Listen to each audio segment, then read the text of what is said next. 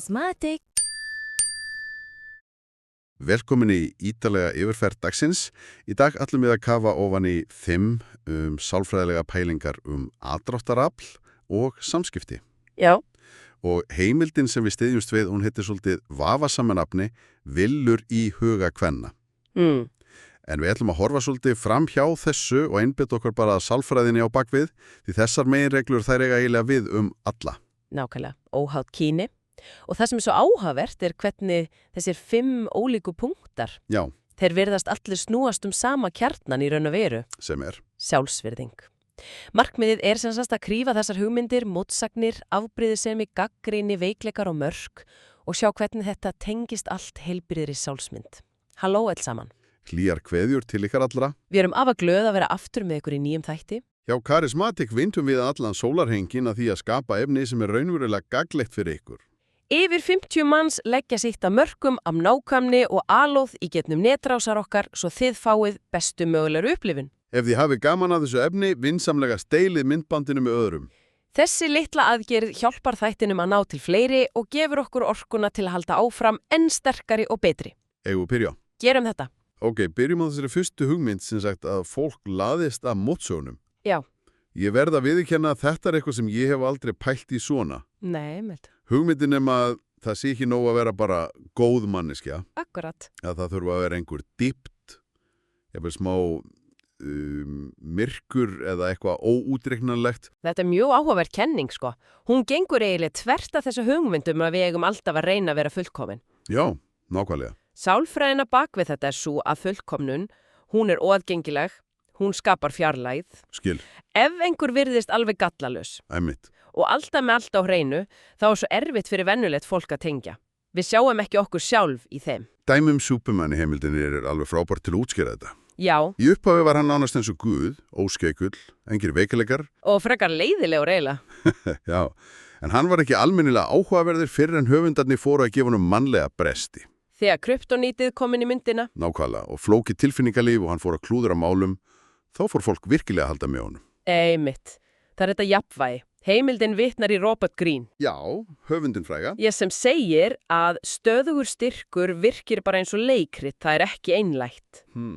En þegar styrkur er paraður við sýnilega veikleika, þá skapast persóna sem er frívirða og raunveruleg. Þá finnum við fyrir einlægni. Akkurat, og það er náttúrulega grunnurinn að öllu trausti. Þetta snýst ekki að vera veikburða, heldur að vera nógu sterkur til að þóra sína veikleikana.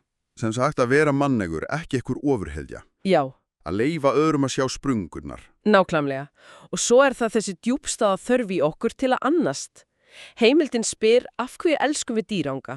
Já, af því þeir eru svo hjálparlausir. Einmitt, þeir viðkvæmir og það vekur þessa þörf til að vernda. Að sína viðkvæmni gefur hínum aðilanum tækifæri til að stíga inn í þetta umhyggjuhlutverk. Og það styrkir tengslin. Gríðarlega. Þetta með jafnvægið er mjög heilbritt og skiljanleitt. En næsti punktur er, allt annað. Já, Þar er farið yfir á mun dekkra svæði. Notkun afbrýðisemi sem stjórnatæki. Heimildin kallar þetta beinlinis óhreinan leik og mér finnst það lýsa þessu vel. Já, hér erum við komin langt frá heilbrigðum samskiptum og yfir í bara hreina sálfræðilega meðferð. Já, aðferðin sem er lýst er vísvitandi tilraun til að skapa óöryggi og efa hjá maka sínum. Til hvers? Til að auka eigið vald. Nákvæmlega. Til að auka eigið tilfinningalegt vald. Þetta er rosalega skadlegt. Og hvernig er þetta gert? Það er talað samanburð. Já, klassist. Að hrósa alltaf einhverjum öðrum fyrir eitthvað sem makinn hefur ekki. Ef makinn er dökkarður, þá er farið að tala hvað ljóshærðir séu flottir. Einmitt, og markmið er að sá þessu fræ efans. Að láta makan hugsa, er ég ekki nóg? Vá. Þetta er klassisk aðferð sem heimildin tengir við sjálfstyrkandi persónuleika, narsista. Já. Markmið er að láta heiminn snúast sig. Með því að gera makan óöruggan tryggir maður að hugur hans sé stöðugt að reyna að þóknast. Þetta líta var ótrúlega þreytandi. Niðurbrjótandi. Þetta snýst ekkit ást, þetta snýst stjórn. Og það er bent á að sumi séu sérstaklega viðkvæmi fyrir þessu? Algjörlega. Fólk með lágt sjálfsmat eða óuppgerð mál úr fortíðanni eins og höfnunartilfinningu og æsku. Þetta þyskjar gömul sár. Þannig að manneskjan fara efast eigvirði. Já, og jábel hvort hún sé elskunarverði yfir höfuð. Þetta er hrein andstæða við það traust sem við vorum að ræða áðan. Þetta er mjög dökkt dæmi. En hvað með eitthvað sem virðist saklásara eins og gagnrýni? Já, Heimildin heldur því fram að það geti í raun verið jákvægt að gagnrýna. Ha? Já. Sem kom mér alveg á óvart. Ég hef alltaf haldið að maður ætti að forðast gagnrýni, hvað sem það kostar. Já, þetta er óvantur punktur, en það er alveg ákveðin sálfræðileg speki á bak við hann. Ok. Hugsunin kemur frá sálfræðingnum Robert Cialdini. Hann talaði meginregluna skort. Skort, eins og að eitthvað sé sjaldgæft. Akkurat. Við metum það sem er sjaldgæft hærra. Ef hrós er gefið stöðugt og fyrir allt, þá missir það gildi sitt. Það verður bara bakgrunnsháða. Nákvæmlega. Þannig að ef einhver segir manni 20 sinnum á dag að maður sé frábær, þá hættir maður að heyrða. Einmitt. En ímyndaði þér manneskju sem þú virkilega virðir, sem er ekki rætt við að benda þér á hluti á uppbyggilan hátt. Já. Þegar sú manneskja gefur þér svo hrós, þá veitu að það er einleitt. Það hefur þyngd. Það verður verðmætara af því að það er ekki gefið léttveikt. Akkurat. En býðast, það hlýtur að vera fín lína þarna mittili. Er heimildin í alvöru að mæla með því að maður noti gagnrýni til að gera hrósið sitt verðmætara? Það hljómar svolítið útreiknað. Mjög góðu punktur. Og heimildin leggur ríka áherslu á þetta. Gagnrýnin má aldrei vera niðurleggjandi eða persónleg. Þá er þetta bara orðið að niðurrifi. Einmild. Hún á að vera ígrunduð og snúa að hegðun eða aðstæðum, ekki persóninni. Dæmi sem er notað er gott. Í staðan fyrir að segja, þessi kjóll er hljótur. Já, sem er bara særandi. Já, þá er betra að segja eitthvað eins og, mér fannst kjóllin sem þú varst í gær faraði betur. Ég skil. Það er uppbyggilegt. Það sýnir að maður tekur eftir smáatriðum og hefur skoðun án þess að vera dónarlegur. Og það sýnir líka staðfestu. Aftur komum við að þessari sjálfsvirðingu. Takk fyrir að vera með okkur hinda til. Ef þetta var gagnlegt fyrir ykkur, sendið það núna til einnar mannesku eindeiling, ein og sér fettur teimið okkar verulega.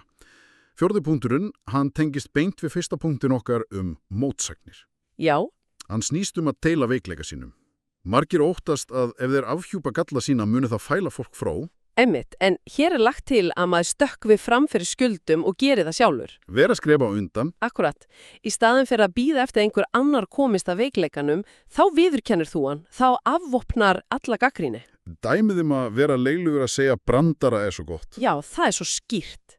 Í staðin fyrir að reyna að mistakast, þú segir maður bara, hei, ég er alveg hörmulegur í þessu, en hér kemur einn. Og þá breytast alla væntingar. Fólk er líklegra til að hlæja með þér, ekki að þér. Nákvæmlega. Og þetta hefur tvöfold áhrif. Því fyrsta lagi, þetta sýnir mikið sjálfsöryggi að vera meðvituður gallana sína og sáttur við þá. Já, það er merki þroska. Og í öðru lagi, og þetta er lykilatriði, þá vekur þetta samkennd. Ég get samt ímyndað mér að einhverjum finnist þetta áhættu samt. Hvað ef makinn lítur á þetta sem raunverulegan veikleika? Það er réttmæta áhyggjefni og þess vegna er svo mikilvæg greinarmunur gerður á því að sýna veikleika og því að leika fornallam. Skil. Markmiðið er ekki að vera hjálparvana og kvarta stöðugt. Það er fráhrindandi. Markmiðið er að skapa heilbrigðar aðstæður þar sem hinn aðilinn fær að sýna umhyggju. En svo að leyfa makkanum að kaupa fyrir sig lyf þegar maður er veikur? Nákvæmlega. Það er ekki merki veikleika. Það er tækifæri fyrir ykkur bæði til að styrkja tengslin.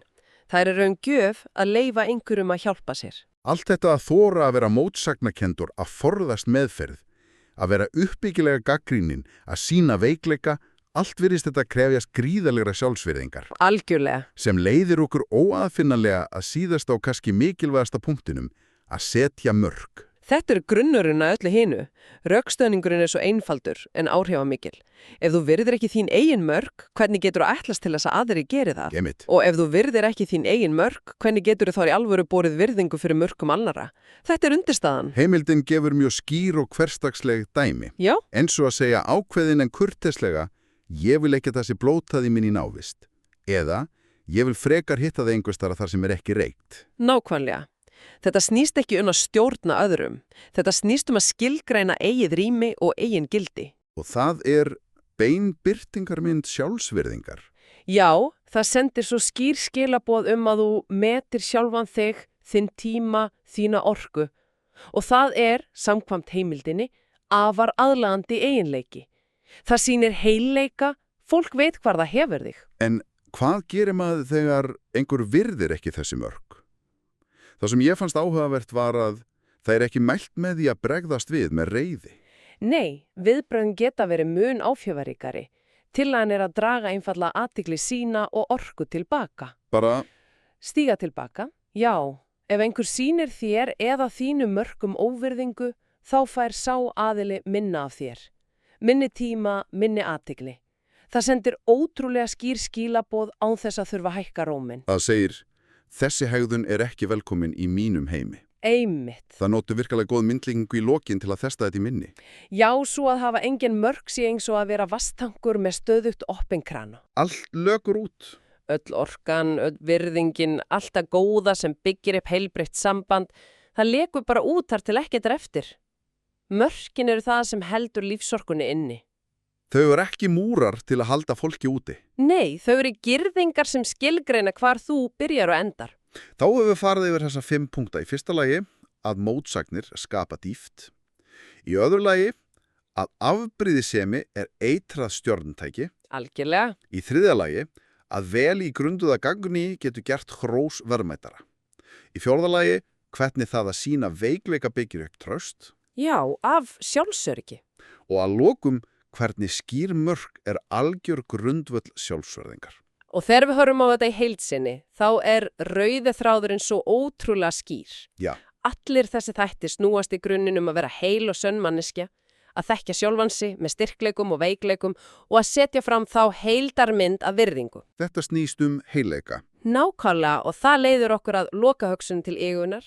Ef sjálfsvirðing er grundvöllur allra þessara þátta, hvaða eina mörk gæti einstaklingur sett á morgun til að styrkja grunninn í eigin samskiptum? Takk fyrir að vera með okkur til enda. Ef þessi þáttur hjálpaði ykkur, endilega setju like, skiljið eftir stuttatúðasemd og deilið honum með einhverjum sem geti haft ánægju að honum. Hver deiling hjálpar fleirum að finna okkur. Og ekki gleyma að vera áfram áskrifandi að karismatik, það besta er enn framundan. Sjáumst í næsta þætti. Haldið áfram að vera karismatík. Charismatic.